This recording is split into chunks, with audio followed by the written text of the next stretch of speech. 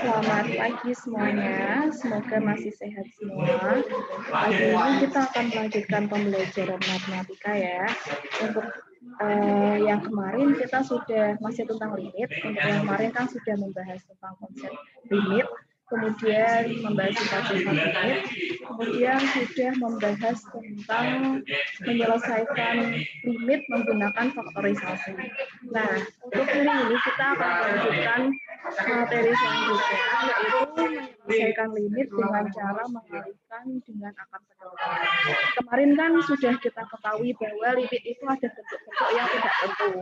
Nah, salah satu cara penyesuaiannya adalah dengan cara dengan akar sekawan. Nah, untuk akar sekawan, nah ini, jadi masih ingat ya ada bentuk soal seperti ini ya, misal ada akar seperti ini, selesainya bagaimana? Pasti hasilnya akan, kalau kita substitusikan secara langsung, pasti hasilnya adalah 0/0 atau tidak tentu, sehingga kita tidak boleh menyelesaikan dengan cara substitusi seperti itu.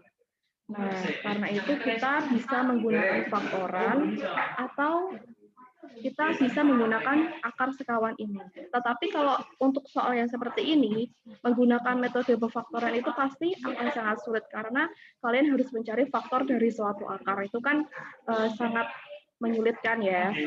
Nah, jadi kita bisa menggunakan metode akar sekawan ini. Nah, sebelum kita melanjutkan tentang limit bentuk menggunakan akar sekawan, kita ingat lagi bentuk sekawan dari suatu akar, suatu faktor ya, suatu bentuk fungsi yang punya sekawan. Nah, jadi ini misal untuk X dikurangi A, itu sekawannya adalah X plus A. Nah, kalau akar X min A, sekawannya adalah akar X plus A. Jadi kebalikannya ya, untuk bilangannya itu sama, tetapi hanya tanda operasinya saja yang berbeda. Ini misalkan kita punya akar X dikurangi akar A, berarti sekawannya adalah akar X plus akar A. Kalau bentuknya adalah akar X plus A dikurangi B, maka bentuk sekawannya adalah akar X plus A plus B. Jadi yang berubah itu yang di luar akarnya. Gitu. Nah, sekarang kita lihat bagaimana menyelesaikan suatu limit fungsi menggunakan akar sekawan. Oke, kita perbesar supaya lebih jelas. Nah, ini. Jadi misal kita punya limit ini, limit X per akar X plus akar 1 plus X dikurangi akar 1 min X, X mendekati 0, maka kita bisa menyelesaikan dengan sekawan tadi. Pertama kita kalikan dulu dengan 1. Kenapa?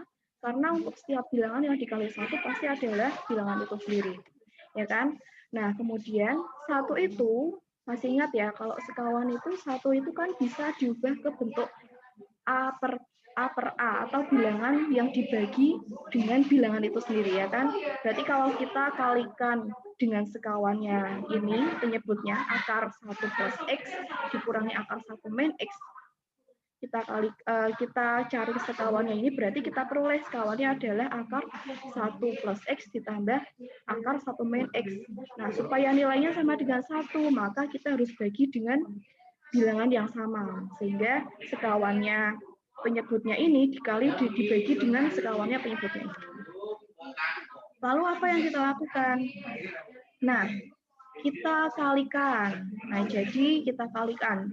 Yang tadi yang aslinya, fungsi aslinya dikalikan dengan sekawannya.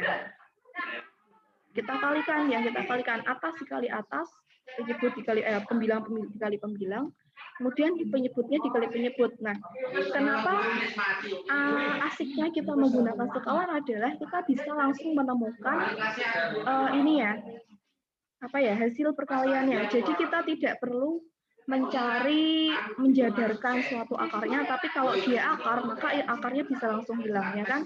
Kita ingat bentuk ini ya, kalau A min B dikali A plus B hasilnya adalah A kuadrat dikurangi B kuadrat. Jadi pasti hasilnya adalah kuadrat dari masing-masing sukunya seperti itu. Nah, sehingga diperoleh ini akar 1 plus X kuadrat dikurangi yang belakang. ya kan? Belakang dikuadratkan, terus dikurangi, depan dikali depan dikuadratkan, dikurangi, belakang dikali belakang dikuadratkan. Jadi akan seperti ini. Karena bentuknya mengikuti bentuk perkalian ini, faktorisasi seperti ini ya. Gitu. Jadi sehingga karena ini kuadrat, maka akarnya bisa langsung hilang. Jadi langsung bisa kita peroleh 1 plus X dikurangi 1 min X, ya kan? Nah, kemudian bisa langsung kita hitung. Kita buka akarnya, kurungnya, kita buka kurungnya, sehingga kita bisa hitung 1 tambah X dikurangi 1. Kenapa ini kurang 1? Karena ini min kali min, jadi min ya. Kemudian ini ditambah X, karena ini min kali min jadi plus. Nah, kemudian setelah kita buka kurung, bisa kita hitung, berarti 1 dikurangi 1 itu 0, X ditambah X dari 2X. Sehingga bisa kita peroleh limitnya sama dengan limit ini. Nah, kalau sudah difaktorisasi seperti ini, maka kita bisa langsung, ini ada X yang sama ya, X dibagi X, hilang. Kemudian, nah setelah sampai ke bentuk ini, kita bisa langsung mensubstitusikan nilai dari X yang ada di X mendekati 0 ini. Berarti 0 kita masukkan, X yang kita ganti dengan 0, sehingga kita peroleh akar 1 plus 0 ditambah akar 1 minus 0 dibagi 2. Seperti itu. Oke, sehingga kita peroleh ini akar 1 ditambah 0 berarti 1, ditambah akar 1 kurang 0 berarti 1, dibagi 2. Sehingga hasilnya 1 tambah 1 per 2 sama dengan 2 per 2 sama dengan 1. Oke, sekarang kita coba kalau bentuknya adalah seperti ini. Kalau tadi kan yang bentuk akar adalah penyebutnya. Sekarang bagaimana kalau pembilang yang bentuknya akar? Sama, kita kalikan dengan 1. Ya kan, kita kalikan dengan 1, limit akar 3 plus X dikurangi akar 2X per 3 min X. Nah, kita kalikan dengan 1. Nah, lalu setelah kita kalikan dengan 1, nah, 1 ini kan tadi ya, seperti tadi, bisa kita ubah ke bentuk pembagian yang penyebut dan pembilangnya sama. Nah, kita lihat di sini, bentuknya kita gunakan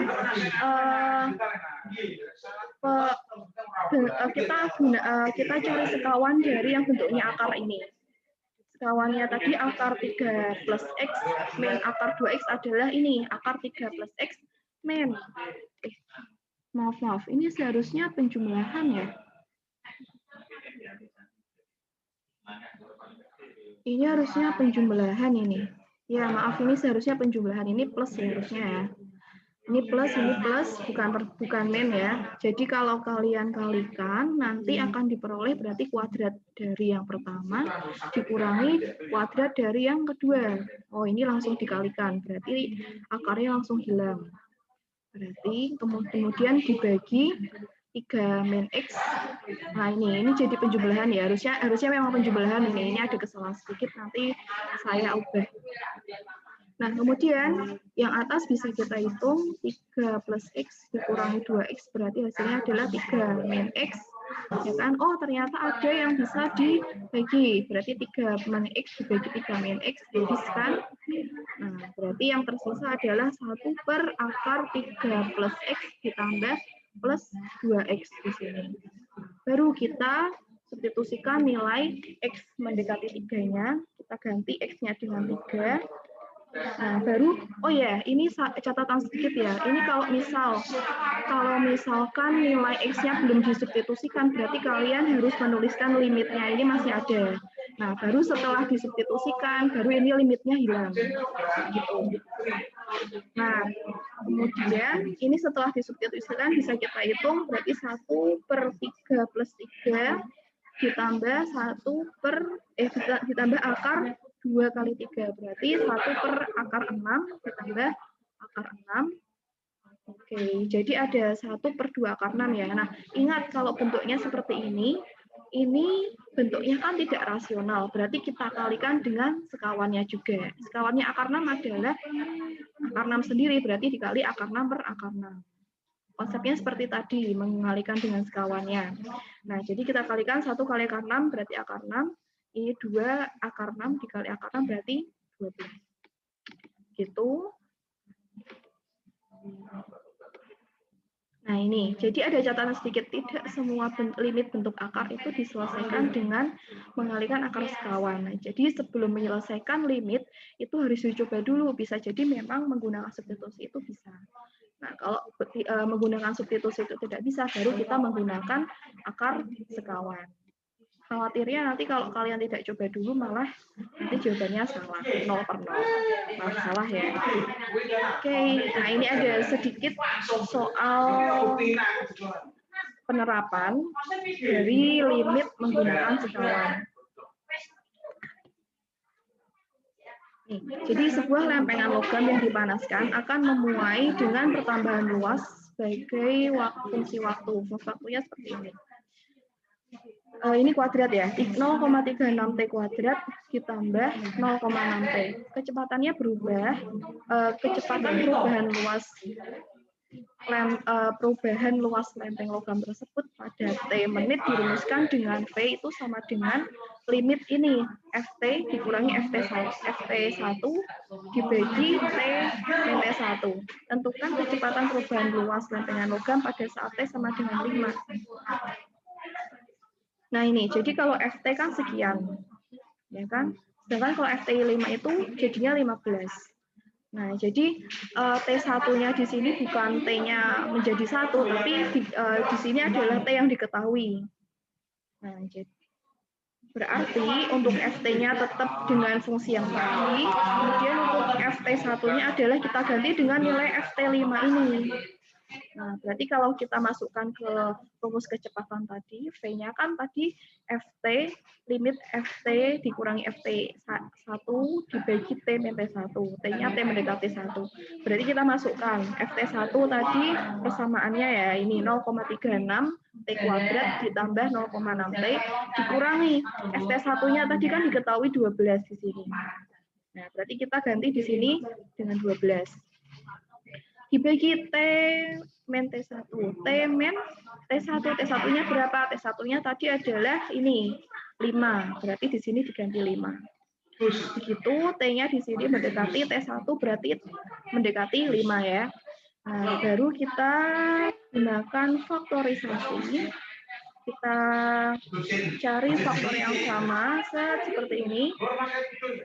Ini 0, ini kita cari dulu faktor yang sama. Oh, di sini ternyata ada 0,6. 0,6 bisa dibagi dengan 0,6 semua, berarti 0,6 dikeluarkan.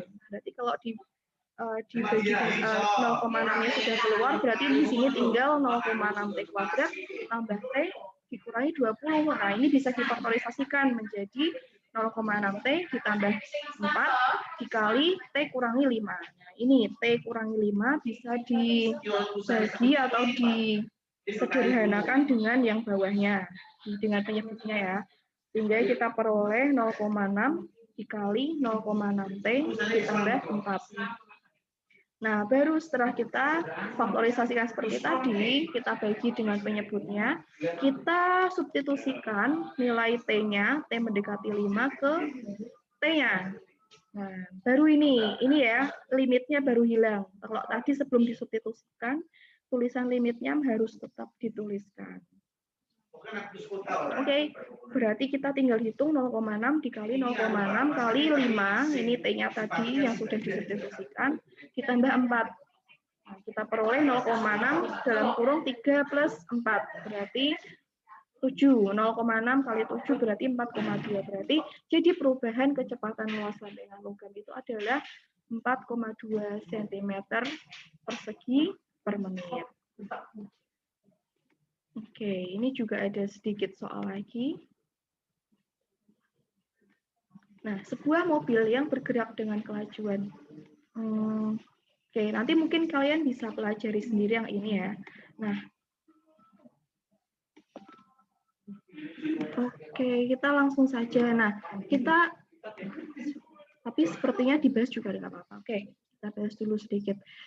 Sebuah mobil yang bergerak dengan kelajuan setiap saat dirumuskan dengan V sama dengan 5T dikurangi setengah T kuadrat. P-nya itu dalam meter per detik dan T-nya itu dalam detik. Tentukan, nah ini pertanyaannya, tentukan nilai pendekatan kelajuan untuk T mendekati 5 detik. Dan yang kedua, tentukan percepatan dalam M per detik pada saat T-nya mendekati 3 detik. Nah ingat ya, ini ada sedikit rumus fisika.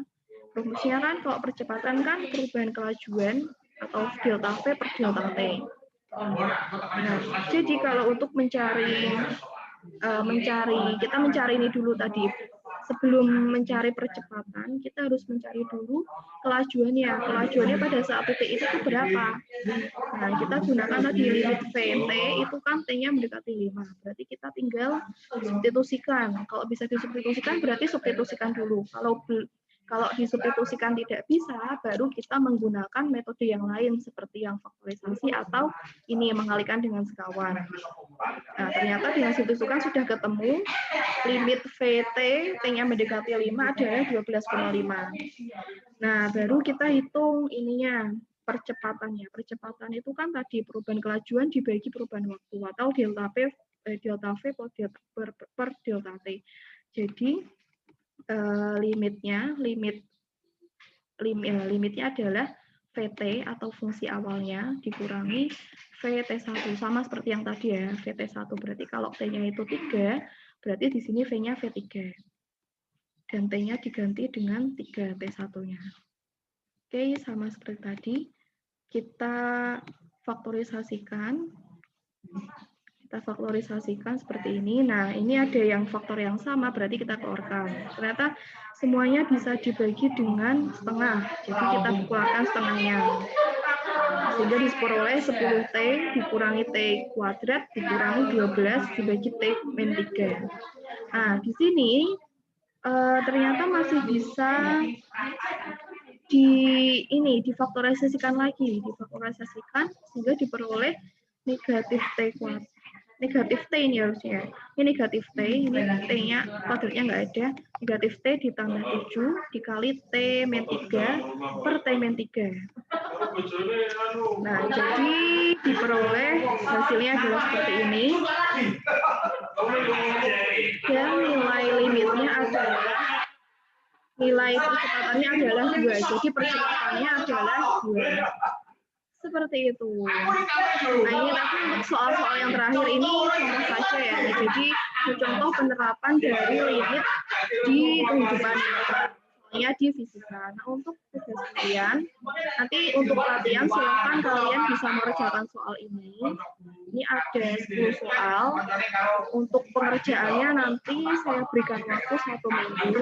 Nanti dikumpulkan untuk pengumpulannya akan saya bagikan link pengumpulan. Silakan nanti bisa kalian kumpulkan jawaban kalian di link tersebut. Maksimal 1 hari sebelum pelajaran pertama minggu depan. Jadi kalau misalnya yang jadwalnya hari Senin berarti paling lambat hari Minggu. Kalau yang jadwalnya hari Selasa berarti paling lambat adalah hari Selasa dan seterusnya. Begitu, apabila ada pertanyaan silahkan bisa ditanyakan. Gitu ya, terima kasih. Semoga kalian semua bermanfaat. Semoga yang kita pelajari ini bermanfaat. Sedikit kesimpulan. Kalau tadi kalian mengerjakan limit, silakan diingat lagi bahwa untuk pengerjaan limit itu silakan pertama kali gunakan substitusi. Baru setelah substitusi itu tidak bisa, silakan kalian gunakan metode lain seperti pemfaktoran yang kita pelajari sebelumnya pada pertemuan kemarin, atau jika memang pemfaktoran tidak bisa karena bentuknya akar, kalian bisa gunakan metode sekawan ini. Gitu, terima kasih. Wassalamualaikum warahmatullahi wabarakatuh.